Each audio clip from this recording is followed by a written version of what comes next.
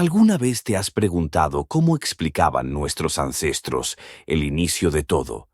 Imagina un mundo donde el sol no era solo una estrella, sino el Dios supremo.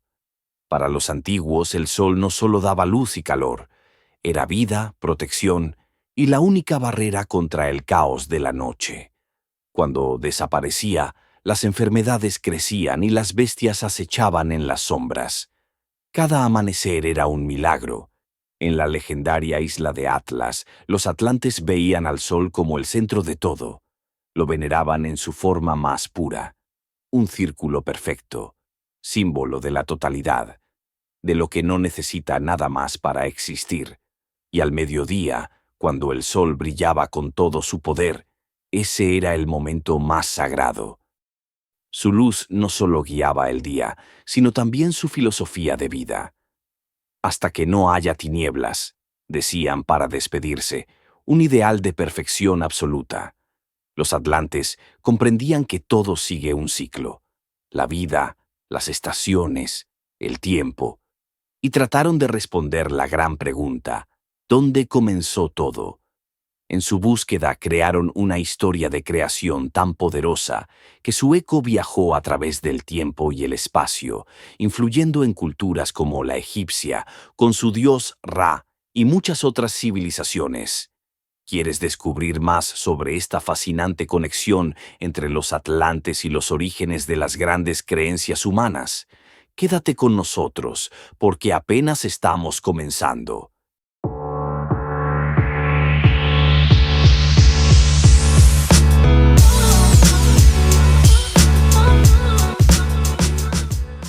En el principio todo era caos. Tinieblas infinitas y aguas primordiales cubrían el universo, un abismo dominado por criaturas simbólicas, como serpientes de agua que representaban el desorden absoluto. Pero entonces, algo extraordinario ocurrió. De entre las aguas emergió un montículo de tierra, y la serpiente de agua se retiró. Este fue el primer acto de autocreación.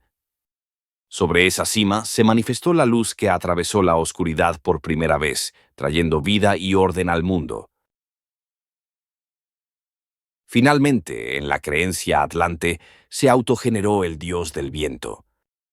El soplo divino que trajo aire, humedad y vida, permitiendo que la vida floreciera en este recién creado mundo. Juntos, dieron forma a los 4 elementos fundamentales: agua, tierra, fuego, el sol y aire, el viento.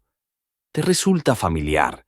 Siglos después, los griegos definirían estos mismos elementos como la base de todo lo que existe. Representas las estaciones del año: invierno, primavera, verano y otoño. Pero esta idea no se detuvo ahí. Se extendió a culturas de absolutamente todo el mundo, marcando su lugar en símbolos y mitologías que todavía nos asombran. ¿Quieres saber más sobre esos símbolos?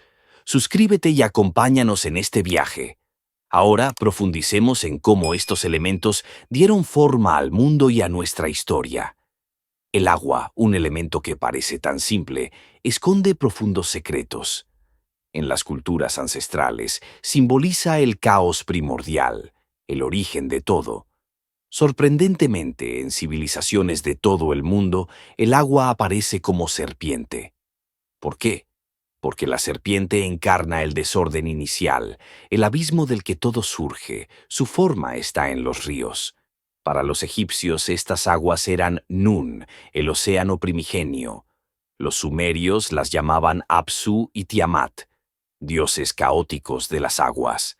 En la tradición judía encontramos la cita: las tinieblas estaban sobre la faz del abismo, y el Espíritu de Dios se movía sobre las aguas. Para los griegos, el caos primigenio era un vacío profundo y se llamaba caos. En China, el caos dio origen al yin y el yang, y luego al rey dragón, que son 4 seres: Ao Kuang, Ao Qin, Ao Shun y Ao Run. Representan los puntos cardinales, los 4 elementos y los colores rojo, negro, blanco y azul. Es increíble que en otro continente, el americano, para los aztecas, el dios Ometeotl, que era muy similar al yin y yang de China, dio vida a los Tezcatlipoca, 4 dioses que representaban los mismos puntos cardinales, los elementos y los colores: rojo, negro, blanco y azul. Con el paso de los milenios, 2 dioses intercambiaron su posición y colores. La forma correcta debió ser esta. Las historias de cada uno se reescribieron para mantener el ciclo sagrado de las estaciones, y aún así, la serpiente y el pájaro permanecieron, guardianes silenciosos de una verdad que nunca cambió. ¿Te das cuenta de cómo los atlantes y sus creencias dejaron un legado que sigue vivo en nuestras culturas? Déjanos tus comentarios si conoces más historias sobre el caos primordial. Los leeré personalmente. La Tierra, ese símbolo de estabilidad y creación que se autogeneró, tiene una historia fascinante en las mitologías del mundo. Imagina esto. Al principio, la Tierra surgió triunfante desde las aguas del caos, como una pirámide primordial. Este montículo autogenerado representaba al primer dios o diosa, el arquitecto o la madre de todo. Y así comenzó el orden. En Egipto, esta historia adquiere un matiz particularmente intrigante. Al principio, la tierra estaba personificada por Neith, una diosa con raíces en las creencias atlantes. Neith, venerada en la ciudad de Sais, era conocida como la madre de todo, pero también como la diosa de la guerra que acogía a los muertos en su seno. Sin embargo, con el tiempo, otro dios tomó su lugar. Ptah, el arquitecto del universo, era masculino y femenino a la vez, y portador del famoso pilar Did, un símbolo que representaba los 4 elementos y las 4 estaciones. Sus colores son el azul del firmamento, el agua superior; el rojo del fuego, el sol; azul del aire, el viento; el verde de la tierra y el azul del océano, de las aguas inferiores. Como arquitecto divino diseñó todo lo que debía existir, incluso la estructura del tiempo, como los días del año. Algunos de estos detalles, déjame decirte, son conocimientos que han permanecido ocultos a la humanidad. Por ejemplo, el cuerpo de Ptah era simbolizado por la pirámide o el Benben, y en el interior de la gran pirámide de Keops se podría relacionar los pilares Dide con la mal llamada cámara de la descarga. ¿No es asombroso cómo todo está conectado con los antiguos atlantes? En los templos egipcios el dios era venerado en el Naos, el lugar más sagrado donde se encontraba su estatua, el que tenía una pirámide en su parte superior. Además, es interesante mencionar que durante ceremonias clave del año, la estatua del dios que habitaba en el Naos era transportada en una barca solar ceremonial, ritual que guarda paralelos con las actuales procesiones católicas, donde se trasladan imágenes de santos o vírgenes. La barca egipcia, diseñada para albergar la figura divina en su interior, presentaba en sus costados tallas simbólicas. La diosa Maat, con alas extendidas protegiendo la presencia sagrada en el centro. Esta iconografía resulta intrigante al compararla con los querubines del Arca de la Alianza Judía, seres alados que custodiaban el propiciatorio según el Éxodo y que el pueblo judío transportaba. Respecto a Moisés, la precisión con la que el relato bíblico refleja tradiciones egipcias sugiere que existió por lo menos alguien con acceso privilegiado al conocimiento sacerdotal egipcio. Esto explicaría todos los detalles que existen en la Biblia, tomados del conocimiento sacerdotal egipcio, especialmente de la creación. Sin embargo, esta teoría sigue siendo objeto de debate académico. Si damos un salto a otro punto del mundo, encontramos el templo de Lalish, en la religión yazidí. La puerta de este templo simboliza un espacio sagrado, aunque la serpiente que la adorna está ascendiendo, lo que simboliza una inundación, un error según las antiguas tradiciones. En contraste, en el templo de Chichén Itzá, en México, la serpiente está correctamente representada descendiendo, simbolizando el agua que regresa a su origen. Y aquí es donde todo se conecta aún más. En la religión yazidí, la serpiente negra sigue siendo un símbolo del agua, al igual que Ao-Shun, el rey dragón negro del agua en la cultura china. Todo esto forma parte de la herencia atlante, una cultura con una historia de más de 12.000 años y conocimientos que se expandieron por todos los continentes. Pero aún hay más. Ptah, como creador del universo y arquitecto divino, sostenía al sol. Como muchos dioses egipcios, también tenía una representación animal, el toro sagrado Apis. Llevaba un disco solar entre sus cuernos. De Apis surgió la cruz egipcia Anj o Ankh, símbolo de la vida eterna. Este símbolo, en algunos casos, se representaba como una T sosteniendo al sol, y en otros como una pirámide sosteniendo el disco solar, como el signo de Tanit. De estos símbolos nacieron tradiciones que aún hoy perduran, como la plegaria cristiana con las manos juntas, formando una pirámide o levantando las manos en señal de adoración, evocando los cuernos del toro. Estos símbolos se encuentran en monumentos de todo el mundo. Uno de los más antiguos, que algunos relacionan con los atlantes, está en Göbekli Tepe. La tierra primordial también tuvo diferentes nombres en otras civilizaciones. Para los sumerios era Kishar, la diosa madre de la tierra. Para los griegos era Kea, que emergió del caos. Para los chinos era Ao Kuang, el dragón azul del este. Para los aztecas era Xipe Totec, aunque debió ser Huitzilopochtli. Para los incas era Pachamama. Para los judíos era el Padre. ¿Qué te parece? ¿Conoces a otros dioses relacionados con la tierra primordial? Déjalo en los comentarios y comparte tus conocimientos. La luz, ese gran dios primordial que se autogeneró, ha sido el centro de adoración en las civilizaciones más antiguas. Representado como el fuego o la luz que queda al ponerse el sol, es la fuente de vida. Su historia está llena de simbolismos que cruzan continentes y épocas. Es tan fascinante que podríamos dedicar un video completo solo a ella. En la mitología egipcia se conoció como Atum o Temu, significa la totalidad, la unidad antes de que existiera cualquier cosa. Las pirámides alrededor del mundo simbolizan la historia de la creación. No lo olvides nunca. En Egipto eran blancas con cúspides, los famosos piramidiones, recubiertos de oro. Allí moraba la luz divina. Sin embargo, la avaricia humana despojó a las pirámides de su belleza inicial. Las montañas también eran sagradas, especialmente si en su cima había fuego, como se relata en los textos judíos, y tanto en pirámides como en montañas, la adoración siempre miraba hacia el este, donde nacía el sol. De hecho, la Esfinge y muchas construcciones de nuestros ancestros apuntan hacia ese lugar.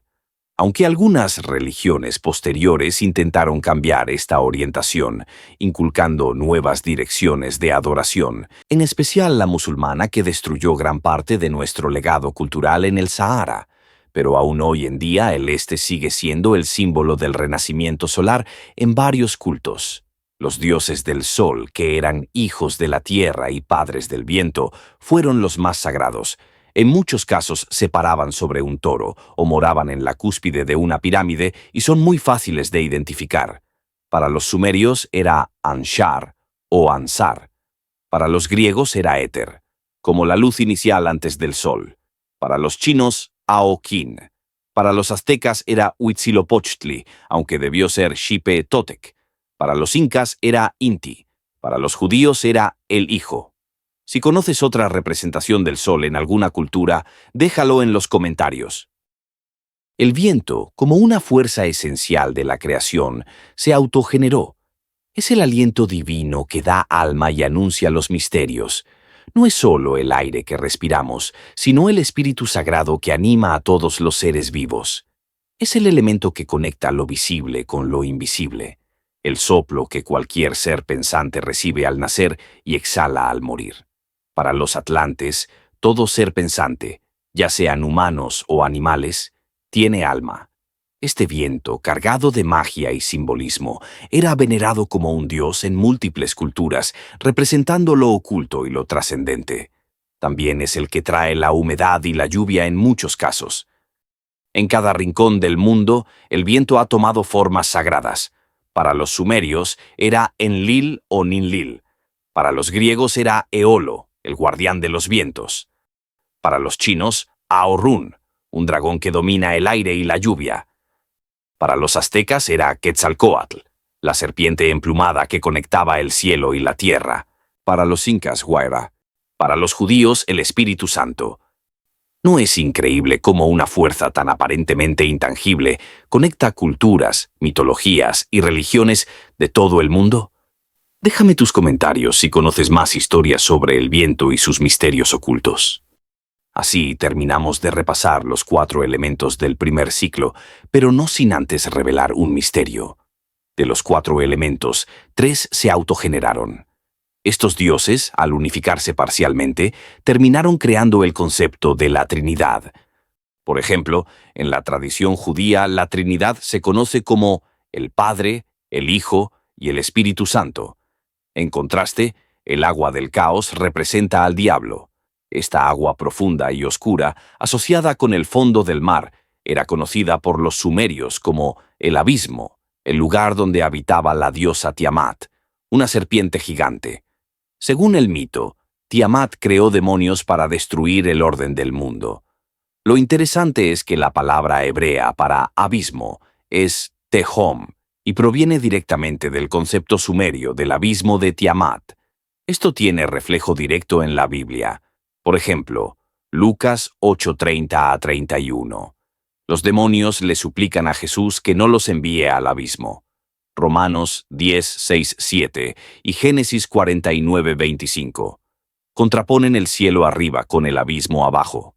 Génesis 7:11 describe cómo, durante el diluvio, el agua surgió del abismo.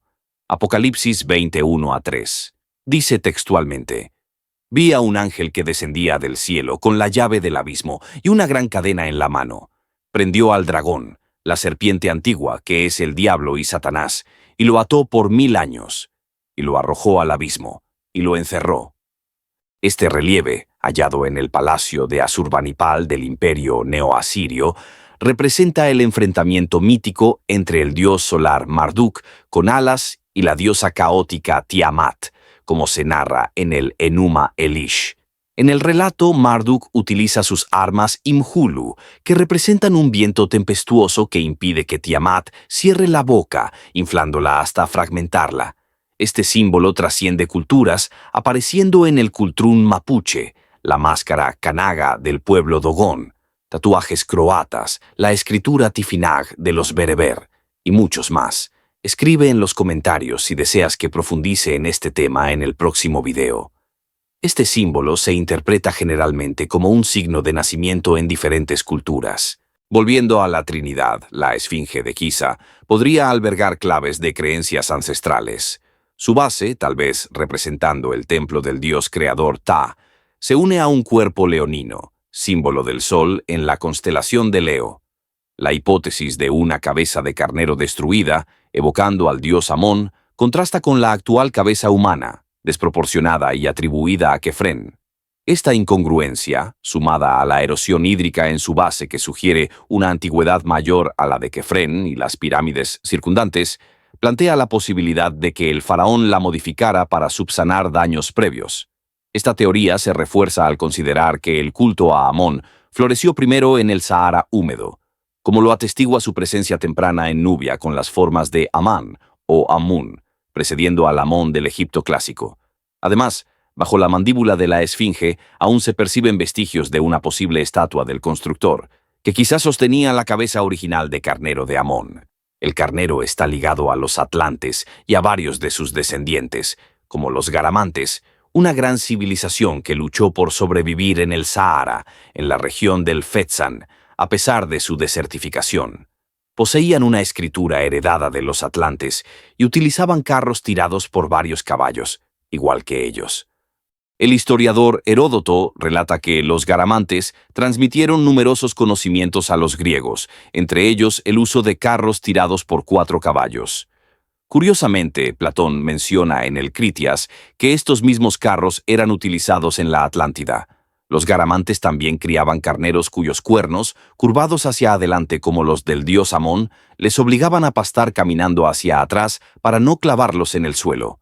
Su capital, Garama, practicaba una tradición ancestral. enterrar la ciudad bajo sus propios cimientos y reconstruirla encima, una costumbre también presente en ciudades arcaicas como Troya. Platón incluso afirma que el dios Poseidón, procedente de la Atlántida, viajó a Troya para amurallarla como parte de un antiguo pacto con los troyanos. Con esto se concluye el primer ciclo de la creación, pero, como en la naturaleza, todo es cíclico y se repite infinitamente, debe necesariamente comenzar el segundo ciclo. La creación judía está compuesta por dos ciclos. Para ello, el cuarto elemento, el viento, vuelve a interactuar con el primero, el agua. El soplo húmedo generó una expansión llamada cielo que separó las aguas primordiales en dos partes. Las aguas de abajo, conocidas como océano, y las de arriba, como bóveda celeste o firmamento. Aunque en varias civilizaciones se confunden estos términos, viento, cielo o firmamento, el texto judío es claro. Separó las aguas que estaban debajo del cielo, de las aguas que estaban sobre el cielo. En otras culturas existen diversas historias sobre cómo se mantiene esa separación, y una de ellas es la de los atlantes, que llegó hasta hoy gracias a los griegos, o la de Pangu, que llegó hasta hoy gracias a los chinos. En la representación egipcia era Geb, dios de la tierra y padre de la serpiente primordial. En algunas representaciones ellos son el arma de Marduk, Imhulu, encargada de separar las aguas superiores de las inferiores. Por eso Atlas es hijo de Poseidón. Hace miles de años el volcán Emikousi fue conocido como el Pilar de Atlas, y a su alrededor floreció el pueblo atlante. Se creía que estas dos masas de agua, el firmamento y el océano, estaban conectadas en el horizonte, al final del mundo. De día ambas son azules, de noche negras. Los ríos serpenteantes, que son como serpientes de agua, fluyen hacia el océano, y desde el océano llegan al firmamento. En muchas culturas se decía que, al morir, el cuerpo era colocado en una barca que, encendida, navegaba río abajo al atardecer. Al llegar al océano, ascendía al cielo, donde habitaban la mayoría de los dioses. Si la persona había sido virtuosa, se convertía en una estrella, una guía eterna para los vivos. Por eso se dice que, al morir, somos juzgados, y si somos merecedores del cielo, vamos allá a vivir con los dioses. Desde el elemento agua se pasa a la tierra. En la cosmovisión judía, este momento de la creación representa la separación definitiva entre la tierra firme y las aguas, permitiendo que la tierra seca germine vida vegetal. Según esta tradición, las plantas, al carecer de nefesh, alma vital, no requieren del elemento viento, asociado al aliento divino, para existir, sino únicamente de la tierra como sustento material. Por este motivo no es necesario llegar al elemento del viento para que nazcan las plantas. Además, posiblemente por eso Heródoto dice que los atlantes no comían carne. Más tarde, por la palabra, o más bien por la voluntad divina, se pasa nuevamente al elemento del fuego. En la mitología egipcia todo comienza con un ave que se autogeneró, colocando un huevo cósmico sobre la pirámide primordial, o Benben. De este huevo nació el sol, representado como un disco alado que iluminaba el caos.